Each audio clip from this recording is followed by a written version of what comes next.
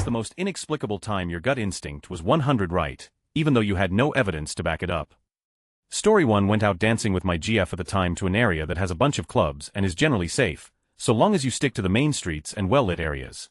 We were walking back to the car and had just left the main street to walk to the parking lot when I just got this sudden panic feeling and stopped dead in my tracks and started looking around. My GF was like, "What's wrong?" I said, "I don't know, but I feel like we need to go back for a few minutes until more people are around." So we went back and waited for more people who were walking our direction, but actually a cop car that patrolled the area showed up and I walked over, asked him, "Can you watch us walk to my car? It's just right over there. I just feel like there's someone waiting for us to be alone." We walked to the car and a man with a hoodie and a gun jumped out and demanded our valuables. The cop immediately turned on his lights and siren and his tires started squealing as he sped over. The dude of course immediately bolted. The cops chased after him. I have no idea if they caught him, but had I not had that unexplainable fear and instinct, we would have been robbed, maybe even shot. I still can't explain how I knew because I didn't see anyone, I just felt in danger. Story 2. Eve told this story before, so we'll just copy and paste. My boyfriend at the time and I were house sitting for his uncle. My boyfriend was at work and I was bathing our son before bed. I had the bathroom window facing the backyard very slightly cracked, and heard a cough from outside. This house was in a residential neighborhood so it could have been a neighbor, but I suddenly felt anxious and scared and something told me to go make sure the back door was locked. I left my 2-year-old son alone in a towel in the bathroom and ran to the back door. As I placed my hand on the doorknob locking it, I came face to face with someone through the glass, who had his hand on the outside doorknob. He started pounding on the door and jiggling the doorknob saying he was looking for someone and I just told him no, they're not here. He kept jiggling the doorknob and I ran to my son and grabbed my cell phone to call for help. Remember him house sitting though, and this was in 2004-2005 when they had those flip-open phones. Not a smartphone where you can just look at a map, so I had no idea what the address was, or where the house phone was. Anyways, I call 911 from the bathroom on my cell, while hearing loud pounding on the back door. The dispatchers tells me to find a house phone, piece of mail, anything with address. I locate the house phone and call 911 from that. So have no idea how police got there so quickly, but just as I hear the back door glass break, the guy on the phone tells me to cover my son's head with a blanket and run out the front door into the back seat of the police car. I ran out the front door and saw 6 or more police cars all with guns drawn and straight into the waiting cruiser. After they arrested the guy, they asked me if the machete on the back porch belonged to the owners of the house. The guy had a machete and had I not trusted my gut that the cough sounded a little to close, and to check the back door, he would have walked right into an unlocked house to a 19-year-old female and her young son alone. Turns out he had been robbing houses and had a backpack full of stolen things, and was high on meth. Anyways, super glad so followed my gut on that one. Story 3. I knew that I had cancer. I am also pregnant and the outward symptoms were so similar, it would have been so easy to ignore me. Luckily, everyone took me seriously enough to rush me for tests even as they were reassuring me I was wrong. When the consultant phoned me to tell me I had a mass in my chest, he was audibly shocked. Started chemo this week, me and my baby are gonna get through this. Story 4. Not me, but my great aunt's gut instinct, and it's the reason I'm still here to tell this story. We were visiting family in Brazil over Christmas break when I was a kid. One of the things they do in Rio for New Year's is taking party boats out in the bay and watching the fireworks show that they shoot off from the beach. My great aunt and uncle bought us all tickets for one of the boats. When we got there, she took one look at the boat and refused to get on it. Ended up eating the cost of the tickets and buying us tickets last minute for another boat. It cost her a small fortune and we all thought she was nuts. The boat we were supposed to be on eventually ended up overloaded with passengers. But it wasn't like that when we got there. The water was choppy that night and it capsized at about 11:45. Dozens of people on it drowned, including a famous Brazilian actress and most of the children on the boat. The phone at my great aunt's apartment started ringing at 6 a.m. from people who heard the news and were making sure we weren't on that boat. We had no idea what had happened until that first phone call. After she got off the phone, which had woken us all up, she looked like she'd seen a ghost. Story 5 years ago, as a resident in the end of a 12-hour shift, I walked into an exam room in the ER to see my umpteenth patient that night with cold symptoms. Even though her exam revealed only the cold symptoms, I just knew looking at this 4-year-old that it was much more than that. I got labs, picked up leukemia in an early stage. Story 6. Far more mundane than these other examples, but I almost always have a really strong sense of time. I will set a timer on my oven to cook things, and without checking the start time I will get up to go back to it about 30 seconds before the alarm sounds. I'm not trying to or anything, something just tells me I should probably go check it out. Story December 7, 1987, I had 2 weeks leave, and I went to Milwaukee to spend Christmas with a friend that had been discharged from the military that year. During my visit, my friend came out to me as being gay. He was awkward and funny. I told him that I had figured it out on my own, that as long as he was okay with me being straight, I was okay with him being gay. We had a great time, including doing a lot of bar hopping. In one particular bar, we were approached by a nice-looking blonde guy.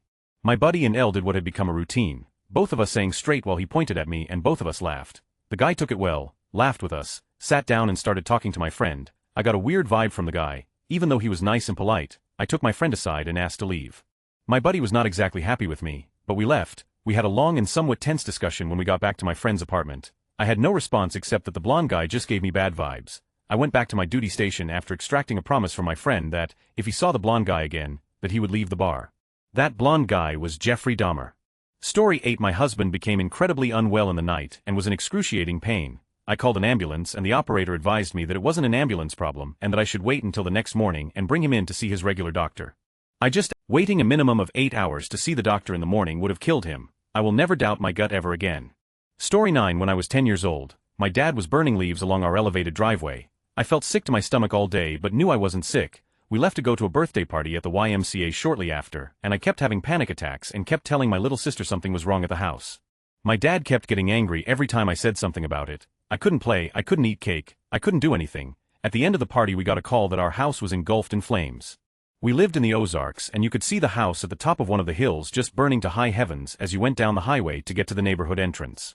My dad laughed and was like, my house is on fire again. We had 3 previous incidents. One was a lightning strike, one was a field fire that got our porch from our neighbor's pasture, and the other was my fault from knocking a candle over. Obviously all got put out fairly quickly. The house was a total loss. Luckily my parents were divorced and most of our stuff was at mom's, but all of our childhood photos and memories were at that house. Anyway, turns out it was arson and my dad wanted a pool. He was not a good person. I was reading his body language and behaviors and knew something was wrong but couldn't figure it out. Edit: this got more attention than I thought it would, but I figured I'd clarify some things and include some photos. Our elevated driveway that he was burning leaves against led to a latticed gate underneath our front porch that housed the lawnmower and the gas tanks. The FD deemed it reasonable that he just didn't put the fire out completely, and it crept into the gated area under the porch. He was a firebug with a pyro license. He had tried insurance fraud before when he was younger by burning down an old barn with one of his cars inside, but nothing came of it as far as I know. I was not alive then and don't speak to what's left of his side of the family, nor do I care enough to ask. We lived on top of a mountain, also see a glorified big hill, and our OG contractor built it on a high foundation so that it could be seen all majestic and from the highway. My dad hated the exposed foundation from the get-go. Part of it being seen from the mountain was that we had a grand staircase that never got used, and that's where the pool went. Anyway, here are photos of the house. I don't have any from before, as they all burned in the fire, and my relationship with him very quickly deteriorated after the new house rebuilt, so I don't have any pictures of the after besides a few on the inside. I wish I was making all of this up, but my whole life feels like a fever dream. The more lore I drop, the more people think I'm lying.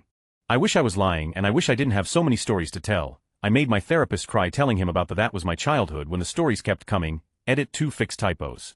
Story 10. 1,000 people have a similar story, I'm sure, but here goes. On 9/10/2001 I was headed from the US, leaving from Newark, to France to start a postgrad degree. A family friend reached out to ask if I could move back my flight a few days to stay with him in the city and meet some coworkers of his in the office the next day. He worked in the South Tower. My parents were all about me going as they thought it was a great opportunity for me to network, and they loved that I was getting time with their best friend's kid who was very much a small-town. I recall leaving my hotel to the airport with a real sense of foreboding at the time, way beyond worrying about paying to change the flight, showing up late to pick up the keys in Paris to my apartment. It was a raw gut feeling of I've only felt a few times in my life, e.g. when I knew I was in physical danger, someone had broken into my house at night while I was in bed, etc. Only in this instance, I had no rational explanation for feeling that way. I forwarded apologies to our family friend, making some excuses that I needed to meet with professors prior to classes starting, and I caught my flight. Best decision I ever made unknowingly, but had a strange prescience about it. Still have no idea why I had that ominous feeling. On a happy note, my friend got out okay and is doing fine.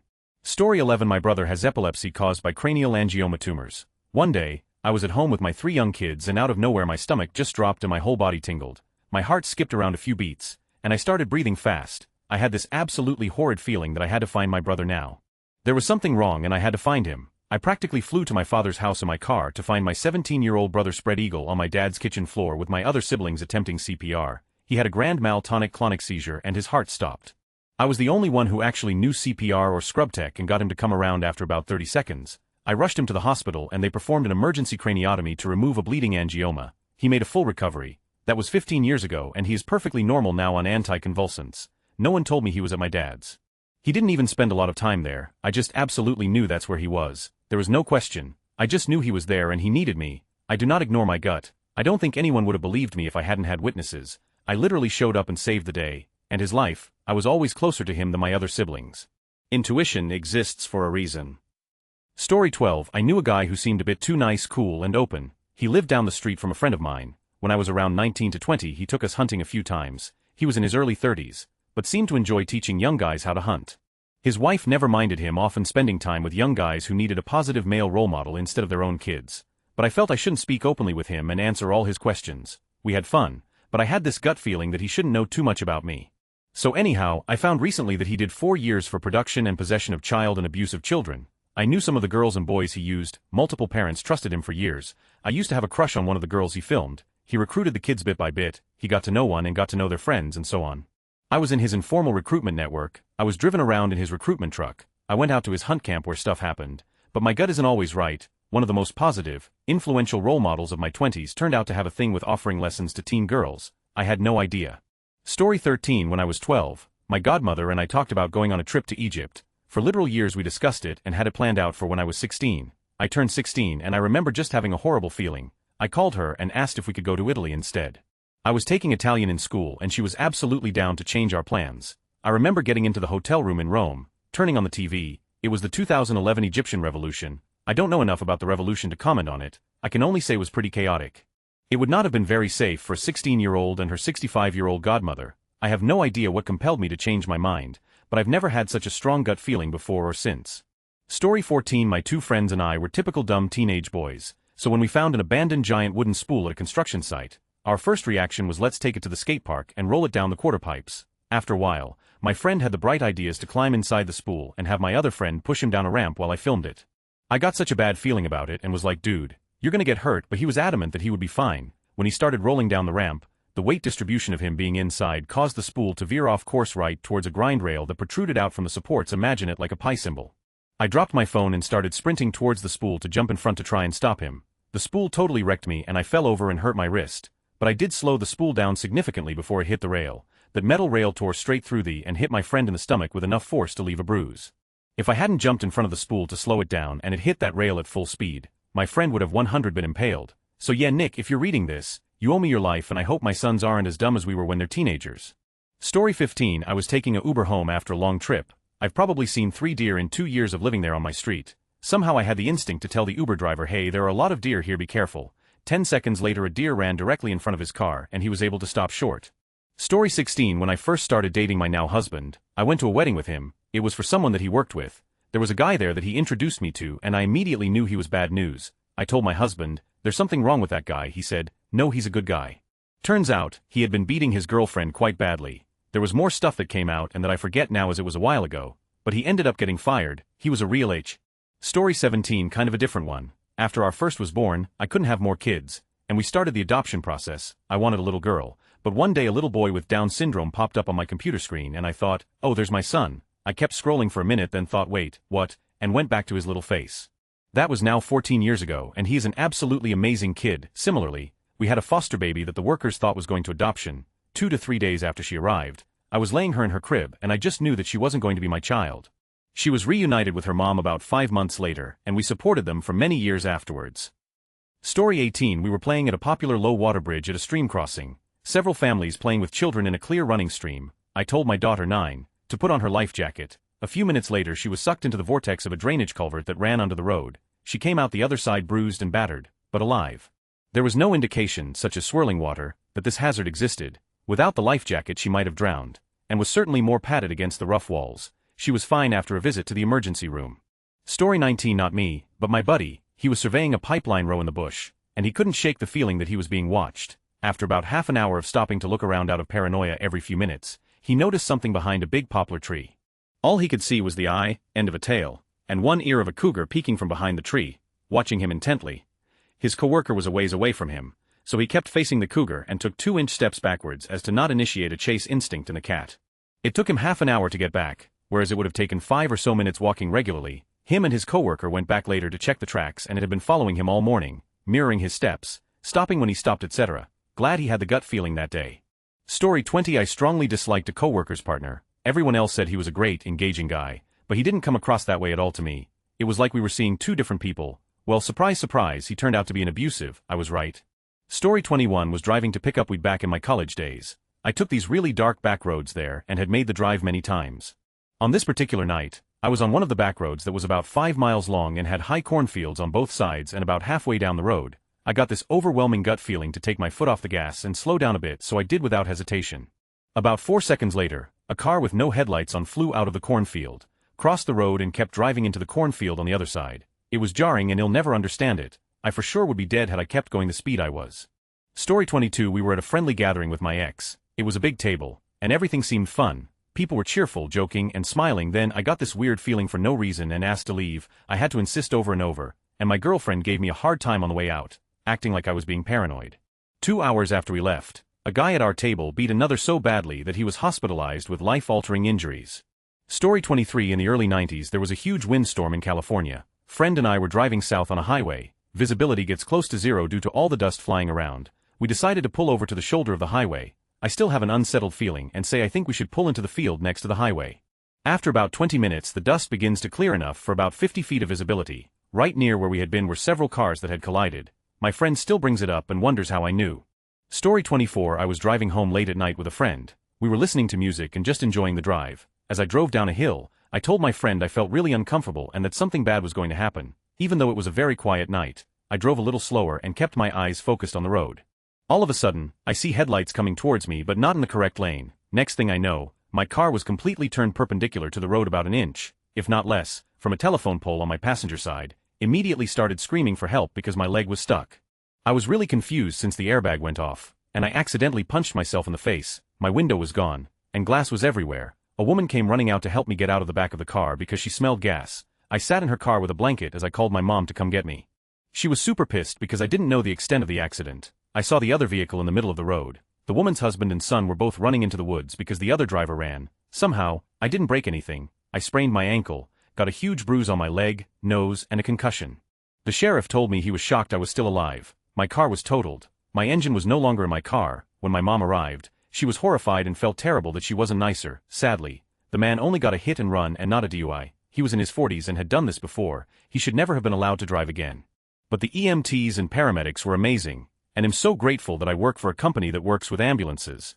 Story 25. Not quite as intriguing as some of these, but when I was 18 I used to deliver pizzas for a local pizza shop. One year, I was working New Year's Eve for a few hours before I was supposed to go to a party at my girlfriend's house. This was in the late 80s and back then, I never wore a seatbelt when I drove. This was the case for the first few deliveries I made that night as well. Then before one delivery, I stopped to get some gas and when I got in to leave, something made me put on my seatbelt. As I was driving the order to the house, something ran in front of me on the road. I swerved to miss it, hit a patch of ice and ended up crashed head-on into a telephone pole. Car was totaled, but I walked away with just a bruised knee. I have worn my seatbelt ever since. Story 26. Was walking on a trail with my ex near Estes Park, Colorado, and this guy came out of the woods trying to call us over for some beers. Working as a therapist for 5 years and being in the army for 6. This guy had me on edge instantly. I had been training my ex on self-defense, survival, combat, etc. His survival skills aren't the best, but he made me proud that day and did what I asked. I told my ex to keep going and told the man that we're good, we don't drink. Anyway, the guy kept following us down the trail for the next 15 minutes. I had to do a sort of stop and stare that said I see you watching us while holding onto my gun. I conceal carry, damned what the National Park or letterboys say, and then he disappeared into the trees. A few days later the guy was on the news having lured a couple off the trail and killed them. Story 27. Not once but twice a woman has been talking to me and I've snapped my fingers and declared, "You're pregnant, aren't you?" Both times I've been right 4 to 6 weeks along, far too early to be showing. It's the world's most useless superpower. Story 28. Not me but my mom. She was set to marry my stepdad in a few weeks, invites out, etc. But she had a feeling she needed to cancel. She told my stepdad she just had this feeling that they should not get married on that day, so they called it off temporarily. Turns out her best friend ended up dying tragically in a car crash the night before the day her wedding was supposed to be, and she spent that day experiencing that loss. Story 29. Back in the mid-late 1990s, I was on house arrest for some pending drug charges. I didn't have an ankle monitor, so I of course didn't stay home. At one point some friends and I were on the way to a dealer's house to pick up some weed. On the ride there, I suddenly has this really strong feeling like I shouldn't go. I asked my friends to drop me off at the next corner. We were in the city, which they did. Turns out, the dealer's house was being surveilled by the police. They were pulling over and arresting everyone that left it. Story 30. I was at a party in college pre-gaming a football game, so it was early in the afternoon. I got this weird uneasy feeling and told my girlfriend that I think we should go home. I lived like 3 blocks away. As soon as I walked into the house my phone rang from a number I didn't recognize, but the area code was my hometown. It was one of my best friend's dads. My friend had died the night before and they had just found him. Story 31. I had this nagging feeling something was wrong for 6 months but didn't know what was causing. Then during a fight, my wife said something which stuck to me and suddenly everything she had done in last few months were in doubt. Buying new bras, waxing her thighs and trimming their get together with office colleagues. A week later, I forced her to give the phone and found evidence. Story 32. I had a bad feeling that had started at night and had been persistent throughout the day. I thought I was just feeling anxious because of some false perception, but no, my mother and baby brother were in a pretty significant car accident. As soon as I heard the news, that feeling dissipated, but I had been on edge all day. Story 33. I used to deliver dairy and deli product in a 26-foot box truck. At one store, I had to back up the width of the building, turn 90 degrees and back up the length of it. No camera in that truck. I had a new employee with me and she was always baffled at how I could drive in reverse with just mirrors. This was our second to last stop of 15 stores or so, and I got to the corner of the building and just stopped. I turned to her and said, "I don't like it. Can you please check to see if I'm going to hit something?" Confused, she got right out and walked back to check for me. Expecting her to pop into mirror view, I waited a full minute before I started wondering if she misunderstood me. I was about to get out when she hopped back into the truck and said there were 4 kids playing on the loading dock, but she got them inside and with their mother.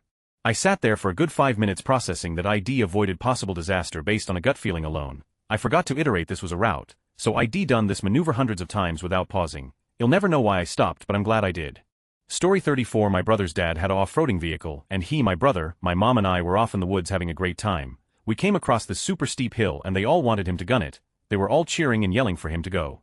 I felt something was wrong, so I got out the vehicle, walked in the middle of the path so they couldn't pass me and ran to the top of the hill. I looked down a 50-foot drop into rocks. There was no cell service and no one else knew we were out there. We simply just would have died at the bottom of that cliff. Story 35. I used to own a motorcycle when I was younger. A series of choices led to me selling it and moving states. Fast forward a few years, and I am married with kids, and my wife doesn't want me to get a new bike. She has never ridden on one and faux them scary.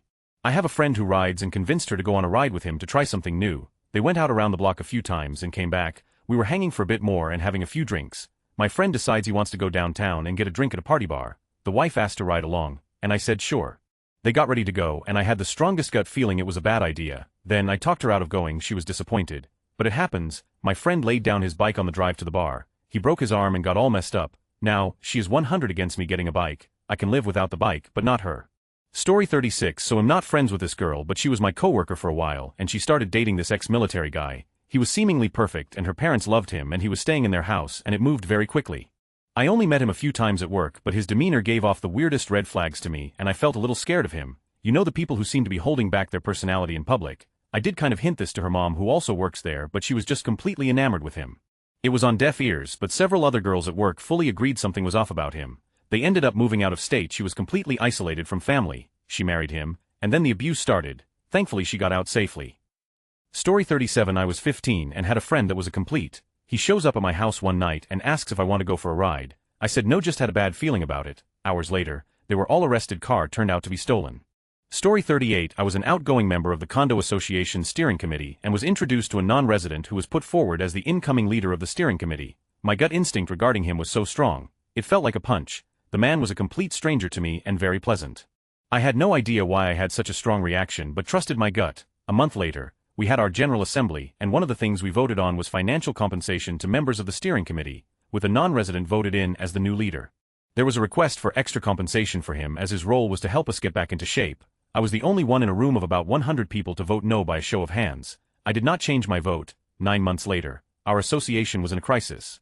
Large sums of money had gone missing, but we couldn't prove how, so couldn't report the issue to the police. But at our extraordinary assembly, we all agreed to boot members from the steering committee we couldn't trust, including the non-resident leader who had ultimate responsibility. It was then decided that he was also not to get his extra financial compensation. I remember one neighbor glanced over at me at that moment, wondering how I knew. Story 39. I always have a strong gut when I meet a person for the first time. Instantly makes me like or dislike them. Never a neutral area. When I mentioned about instantly disliking a friend's spouse to my husband, he was shocked and taken aback, but months later when he came to the same conclusion. Realized that my gut about judging a person is spot on. Story 40. In a regular morning in North Florida, my partner and I were getting ready for work. I was running late and texted my manager. My partner got an alert on his phone saying bad weather ahead. No biggie, we live in Florida, bad rainstorms are normal. I got this sick uneasy feeling though. I wanted to grab a foam mattress topper from a bed and hang out in the hallway. My partner thought differently. He let the dog out. As I see the stillness outside then popping getting closer, my partner got the dog inside. Not even 10 seconds after closing the back door for the dog, 2 tornadoes merged and directly hit us. I just remember a wall of rain, dark, and our huge oak coming towards the house as we jumped into the hallway. We were safe, but our neighborhood was wrecked and homes lost. This area hadn't had a direct hit by a tornado in 300 years, and so the whole town was shocked what that rainstorm turned into very quickly and randomly. It's one I told you SOS to my partner. He believes me more now.